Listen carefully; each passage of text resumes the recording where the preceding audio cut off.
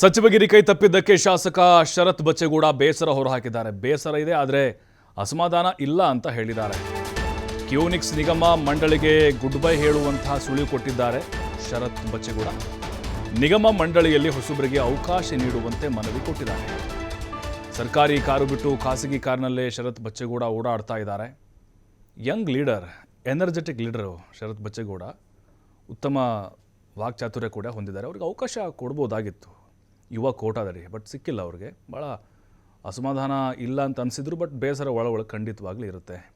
ಕೊಡ್ಬೋದಾಗಿತ್ತು, ಆದರೆ ಅವ್ರಿಗೆ ಅವಕಾಶ ಕೊಟ್ಟಿಲ್ಲ. ನೋಡಿ, ಶರತ್ ಬಚ್ಚೇಗೌಡ ಅಂತಹ MTB ನಾಗರಾಜ್ ಅವ್ರನ್ನೇ ಸೋಲಿಸಿ ಮನೆ ಕಳಿಸಿದಂಥವ್ರು ಹೊಸಕೋಟೆಯಲ್ಲಿ. ಬೈ ಎಲೆಕ್ಷನಲ್ಲಿ ಕೂಡ ಗೆದ್ದರು ಅವರು.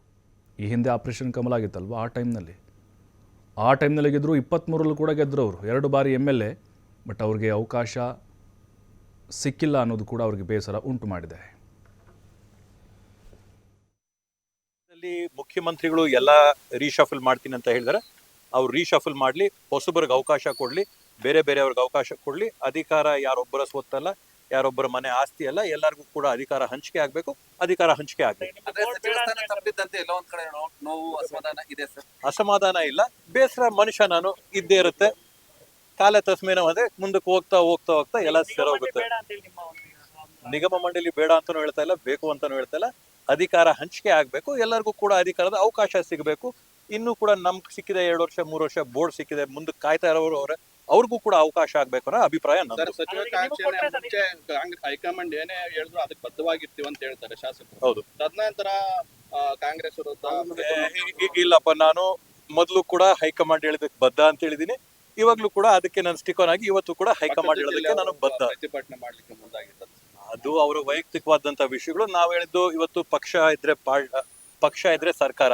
ಸರ್ಕಾರದಿಂದ ಪಕ್ಷ ಅಲ್ಲ. ಅದರಿಂದ ಪಕ್ಷ ಫಸ್ಟ್ ತಾಯಿ ಪಕ್ಷ ಹೇಳಿದ ಮಾತು ನಾವೆಲ್ಲರೂ ಕೂಡ ಜೊತೆಗೆ ಸೇರ್ಸ್ಕೊಂಡು ಹೋಗ್ಬೇಕಾಗುತ್ತೆ.